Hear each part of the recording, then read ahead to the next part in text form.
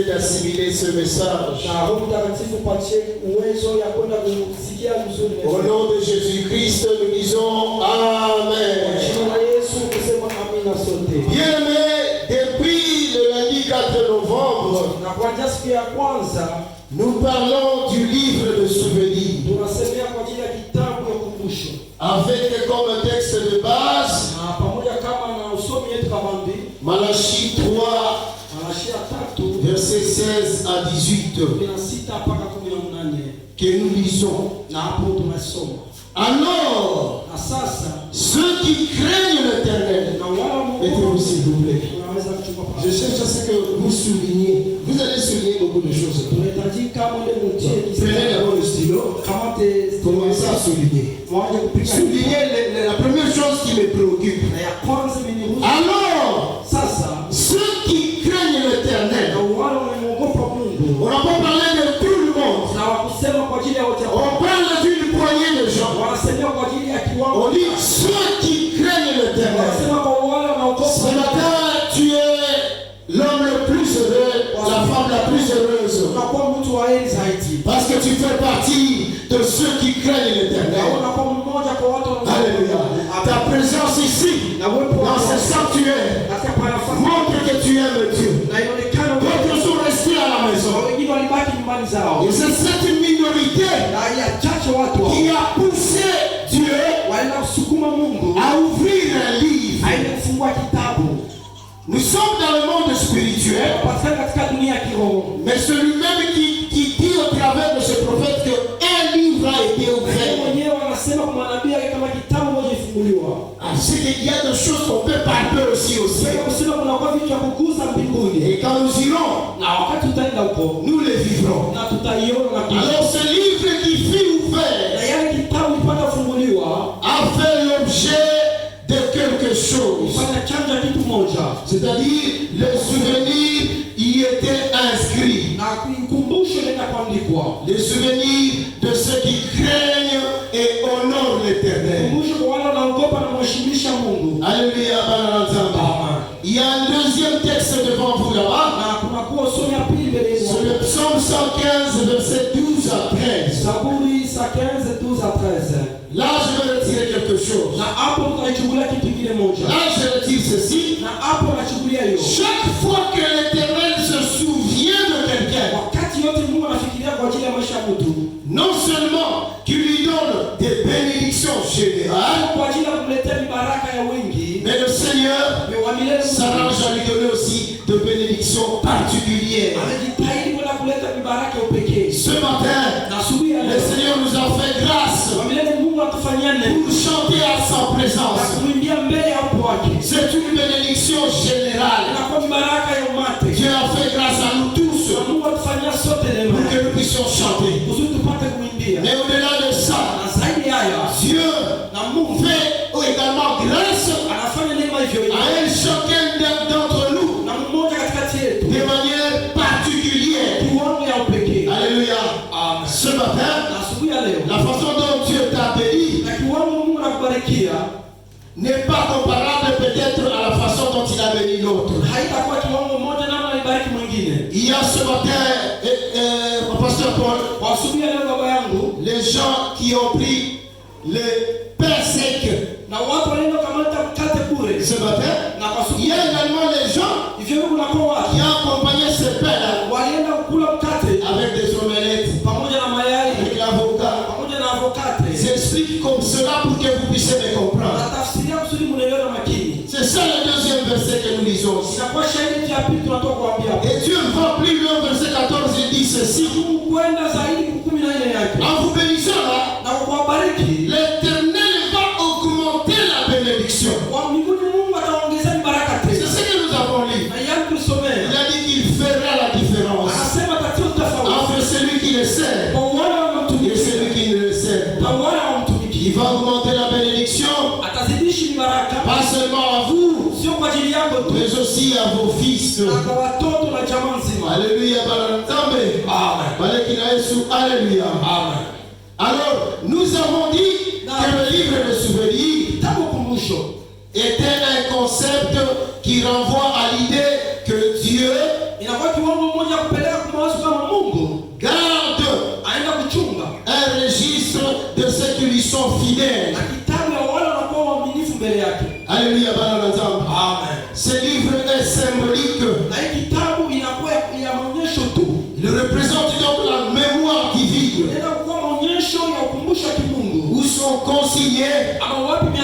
les actions, les pensées et la fidélité de croyants. Rien de ce que fait le croyant ne passe inaperçu aux yeux de notre Dieu. Le livre de souvenirs, c'est un encouragement à demeurer fidèle. Car Dieu se souvient de chaque acte de foi, même les plus petits. Et Dieu le récompense en temps voulu. Nous avons associé ce texte de base au psaume 115 que nous venons de lire, qui nous montre noir sur blanc quand l'Éternel se souvient de quelqu'un, il lui accorde les bénédictions générales et les bénédictions particulières. Bref, tous les jours de la semaine, nous avons parlé en long et en large de ce livre de mémoire et nous avons illustré notre thème central avec beaucoup d'exemples bibliques. Ce matin, par la grâce de Dieu, nous voulons mettre un point virgule par un sous-thème. Que ceux qui notent puissent noter ce sous-thème que je formule comme suit. Que l'Éternel te rende ce que tu as fait. Que notre Dieu puisse te rendre ce que tu as fait. Une flèche allait accompagnée d'une flèche retour. En mathématiques, je pense c'est la réflexivité. Dieu attend de toi des œuvres. Comme ça, il va inscrire ça quelque part. Et en temps voulu, quand tu seras dans le besoin, quand tu seras dans la détresse, quand tu passeras dans la vallée de l'ombre de la mort, que Dieu puisse, n'est-ce pas, te récompenser, qu'il puisse te restituer ces choses. Procédons à la lecture. Vous êtes toujours assis et nous conduisons la lecture. Ruth chapitre 2, versets 8 à 12. Nous lisons avec interprétation directe. Boaz lui répondit: on m'a rapporté tout ce que tu as fait pour ta belle-mère, et cela depuis la mort de ton mari. On m'a rapporté comment tu as quitté ton père, ta mère et le pays de ta naissance pour aller vers un peuple que tu ne connaissais point auparavant. Verset 12. Et l'Éternel te rende ce que tu as fait, et que ta récompense soit entière de la part de l'Éternel, le Dieu d'Israël, sous les ailes duquel tu es venu te réfugier.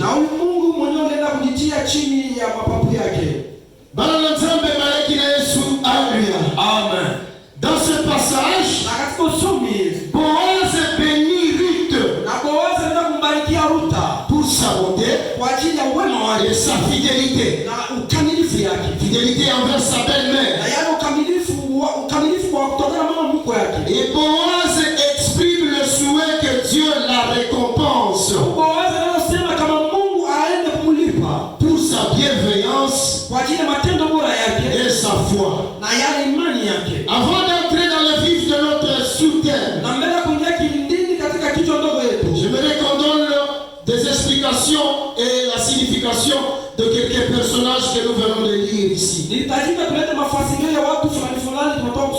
Nous parlons de Boaz. Nous allons expliquer ce qui par rapport à ce texte. Nous allons expliquer Naomi c'est qui. Ruth elle-même, elle représente quoi? On parle de ton mari qui est mort, nous allons expliquer ce quoi. Et on dit comment tu as quitté ta mère, ton père et ton pays, nous allons expliquer cela. Avant d'entrer dans le vif de notre message. Boaz, en hébreu, son nom signifie en lui est la force. Donc en hébreu, ce nom signifie en lui est la force. C'est le type de notre Seigneur Jésus-Christ. Boaz protégeait et veillait à ce que Ruth puisse glaner ce champ pour subvenir aux besoins à ce besoin et aux besoins de Naomi.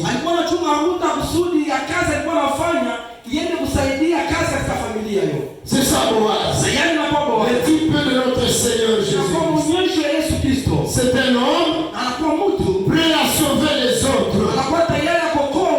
En même mot, Boaz c'est un sauveur. On va y revenir. Parlons de Naomi. Naomi, c'est le type de servante, ou bien je veux dire de serviteur, qui joue un rôle de guide pour Ruth. Naomi, c'est le guide. Elle est conseillée à Ruth de se rapprocher de Boaz dans l'espoir qu'il accepte de devenir leur rédempteur, leur sauveur. Alors, vous remarquerez même en Ruth chapitre 1 verset 20, Naomi est en train de dire aux gens de l'appeler Mara. Il dit car le Tout-Puissant m'a rempli d'amertume. Naomi, c'est l'image du pasteur. Le pasteur, c'est celui qui encourage les autres alors qu'il est lui-même dans ses problèmes là. Il encourage. Paul le dit dans 2 Corinthiens 6. Il dit nous sommes comme attristés, mais nous sommes toujours joyeux. Ici devant, c'est parce que tu n'es pas curieux. Regarde bien tous les pasteurs.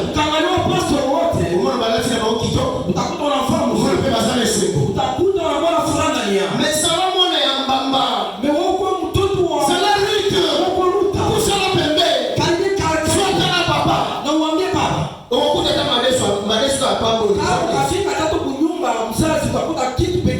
Alors le pasteur, c'est l'image de Naomi. Il dit je suis rempli plein d'amertume. Je suis comme un pauvre, mais enrichissant plusieurs. C'est ça l'image de Naomi. Et c'est ce qui explique l'attachement de Ruth. Il dit moi je ne suis pas Orpa. Orpa fait partie de la majorité.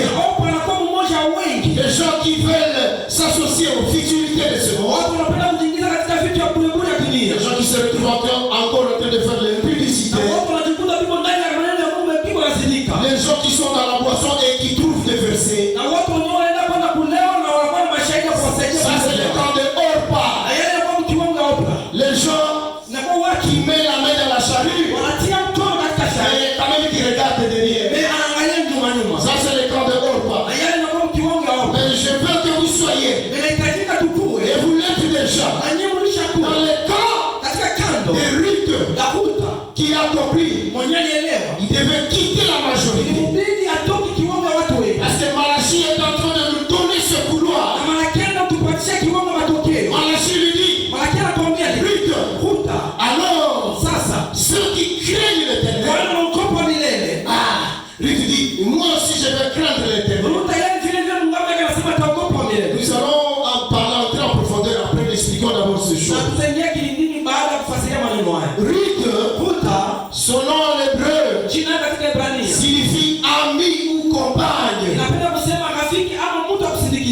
Ruth est vue comme un symbole de fidélité. Na Ruth anakuwa maonyesho kamilifu. Elle est vue comme un symbole de loyauté. Anaonekana kama kitu Elle tient sa parole. Na anaenda kukamilisha yale yote amesema. Elle est vue comme un symbole de conversion spirituelle. Anaonekana kama kiwango mafikiri ya kiroho. Par rapport à notre thème, Kutokana na kichwa cha neno. Ruth représente la minorité. Ruth anakuwa maonyesho watu wachache. Cette minorité de Malachie 3:16. Ile machache ya katika kitabu. La minorité repentante. Wachache yale ndio kupenda kukiri. Qui sait parler l'un à l'autre. Wanajua kusemezana mmoja na wengine. De la vérité sur les défis de Malachie. Kweli kwa ajili ya maisha ya Malachie. C'est cette minorité-là qui a avoué ce péché. Yale machache wanaenda kutubu dhambi zao. Ruth fait partie de cette minorité. Anakuwa mmoja wa watu wachache. Il y a quelque chose qui nous a intéressé Na kitu moja kuhusu zaidi hapo. dans la lecture de tout à l'heure. Katika usomi tunatoka kusoma hapo. Boaz est en train de dire, Boaz anatoka kusema depuis la mort de ton mari, kutokana na kifo ya bwana wako. les maris qui meurent, Na huyu bwana amekufa. ça me donne l'image même de Nabal. Inanipatisha hata kiwango maonyesho. Quand tu lis les choses dans la profondeur, Na ukasoma vitu katika kilindini tu yake. comprendras de la même manière que Nabal était mort, Tena ukuta mkiwango na bali alikufa. de la même manière que Machlon aussi devait mourir. Na hii kiwango mashauri alipasha kufariki. Pour laisser Ruth maintenant libre, Kwa ajili ya kumwacha Ruth waziwazi. afin que Ruth abala Yesu. Uzuri Ruth apata kuolewa na Bwana Yesu. Donc ton mari, Na bwana yako wewe c'est l'image du vieil homme na intérieur. kwa maonyesho ya mtu wa zamani wa Amekanda. C'est la nature pécheresse et ancienne de l'être humain. Inakuwa kiwango ya zamani ya dhambi ya mwanadamu. C'est cette nature qui est teintée de péché. Na yale na kuchukua chanjo ya dhambi. Or, quand on est teinté de péché, Na kama mtu anakuwa mtu wa on Kristo, est automatiquement éloigné de Dieu. hapo mtu anakuwa kuwa mbalimbali na presence ya Mungu. Le vieil homme symbolise donc l'ancienne manière de vivre. Na mtu wa zamani anakuwa maonyesho ya tabia ya zamani.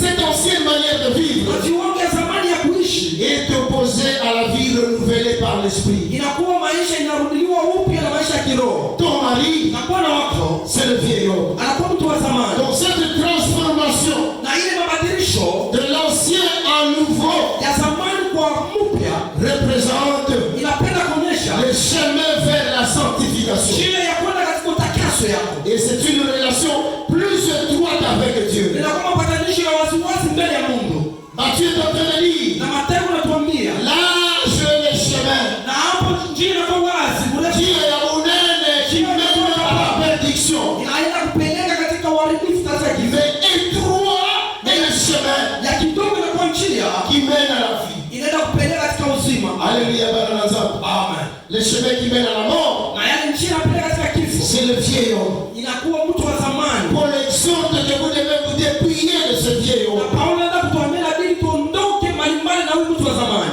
Pasteur Paul, Baba yangu, l'idée de renoncer au vieil homme na yale kiwango kufikiria kwenda kuachana na mtu wa zamani est liée à la transformation que le Christ opère dans la vie du croyant. inakuwa mabadilisho ya yale Kristo anasema juu ya mabadiliko kwa maisha ya watu wenyewe wanaokolewa. Nous allons expliquer ce show. Na hapo tafasiria mzuri vitu. Terminons par ceci. Na kuishia hapo, Boaz na Boaze a dit akasema nini? à Ruth, Akamwambia Ruth, on m'a rapporté comment tu as quitté wanaenda kunijulisha namna gani uliondoka ton père, baba yako, ta mère mama yako et le pays de ta naissance. na yale nchi ya uzao yako. Ici, puisqu'il y a les codines, j'en profite pour dire, il ne faut pas que les enfants me suivent et disent, papa, on peut quand même te quitter maintenant. Non. Na watoto kidogo kwa leo wafikiri wasidhani kama wanaweza kuondoka mbele ya wakati Nous gani. sommes dans le spirituel. Tunapatikana katika kiwango cha kiroho. Je veux expliquer ce que c'est. Na tutafasiria napenda kusema nini. Ces termes Na yale sont utilisés pour évoquer les liens familiaux, hii masemi inakuwa kwa ajili ya kufasiria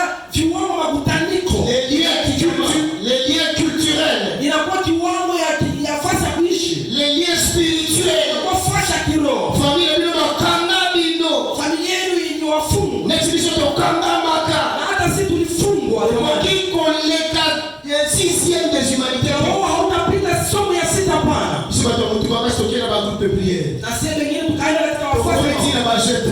Tukafika baba yetu. Kasi mokolo kaka na komi na premier Na licence. siku baba alifika katika risasi ya kwanza. Prophétie ebi meuta Kinshasa mabe.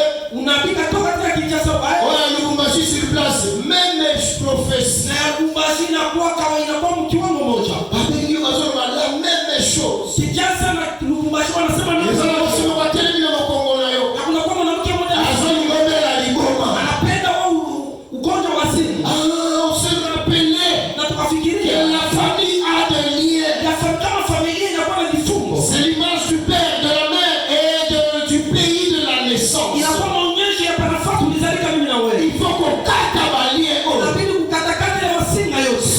et qu'on réclamait à tout monde. Kama sio hivi na ukokota kusudi uharibifu yako. Alléluia, Amen. Donc c'est un fou qui vous prêche ce matin. Upenda kusema ni mtu wa masimu anahubiria kwa siku ya leo. Amen. Vous n'êtes pas des fous. Na nyinyi mko watu wa masimu hapa. Vous êtes des folles. Na nyinyi mnakuwa wa masimu wa wote wa kwa. Na mama yetu en Jésus-Christ. Tunakuwa masimu kwa Yesu Kristo. On le dit quand nous venons, nous faisons des choses qui paraissent comme de la folie. Nous sommes donc des folles. Le Seigneur a besoin de ce folles-là. Alléluia. Amen. La Bible dit, pour terminer, l'explication et les significations, ce que tu as fait, on m'a rapporté ce que tu as fait. Ah, ce que j'ai fait. Ce que j'ai fait alors c'est quoi? Ce sont les œuvres. Alléluia. Ce sont les œuvres. Et on en parlera. Les œuvres des rites. Nous sommes dans Luc 1 verset 16 à 8. Vous irez lire. Il commence par là. Avant d'accompagner Naomi. Elle a fait des œuvres. Je pense que nous allons y revenir. J'avance d'abord. Tu es une rite ce matin. Or une rite. C'était une Moabite. Mopagano. Et la suite là qui Mopagano Moab c'était l'ennemi d'Israël. Maintenant l'ennemi. La mécanisme est en temps.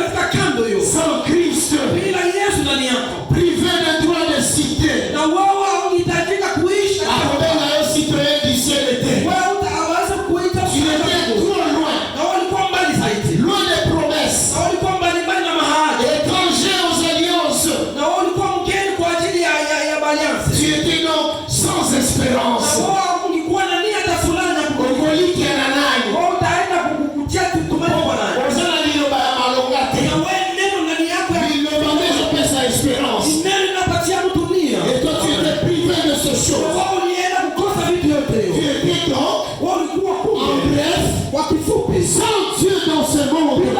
Alléluia. Amen. Ce qui constitue un danger. Mais grâce au Boaz, grâce à Malachie 3:16, quand même, tu t'es résolu de changer de camp. Et il a changé de camp. Mais plus de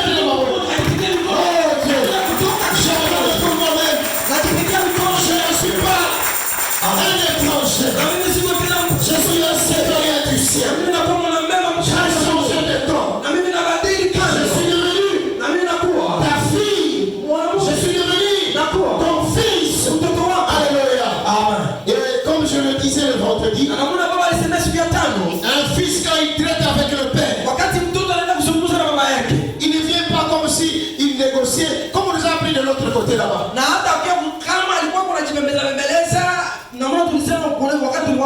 Toi tu es fils, hein? Le problème était pour pousser la papa ça m'a passé. Il y a quand même la maman Marie. Il y a quand même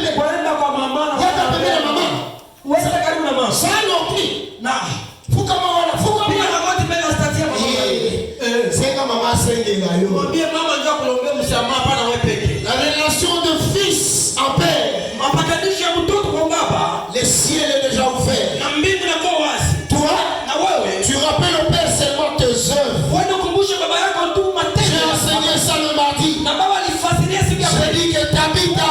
Alisema Tabitha. Aeko la misala na yeye. Wanataka kuonesha matendo. Yeye bilomba Tabitha. Tazama nguo ya Tabitha. Obinde tozoti ya Mateo yo banana o balona miso zotala. Na wakati wanahubiria na kanisa, œuvre na yeza wapi? Wapi matendo yako yanapatikana? Matendo yote yakaka ndia mwana tena matina français kuti mkopsino yote yapena anglais kaka. Na zote yakaka ke misala na yeza wapi? Tuhubirie muruka yote uangalie tu kazi ndio nifanya hapo wapi? Oh barido na ya mama Rose. Hii barido ya nani? Ya jeunesse. Ya jeunesse. Boli misala na ina ibali pambo na bino. Alors yo balona kama misutala kakuna. Badilisha tu macho yako angalie. Moto yone pasteur bomba biso boya. Tusha tafuta huyu mtu Mungu abariki. Hata na wewe matendo. Alléluia. Amen. C'est ça que nous prêchons depuis le lundi. Na yeye tunaenda kufasiria depuis siku ya kwanza. Alléluia. Amen. Tu te présentes devant ton papa. Unajitahidi mbele ya baba yako. Tu parles comme un fils. Unasema kama mtoto. Ne parle pas comme parlant un intermédiaire. Usiseme kama unasemea kutokana mtu mwingine ndio atakuletea mashauri. Jamais Albert quand il vient pas me parler comme il me dit papa tu m'avais dit 25e hier je vous signale il est sorti le 8e 71%. Na baba anatukumbusha mtoto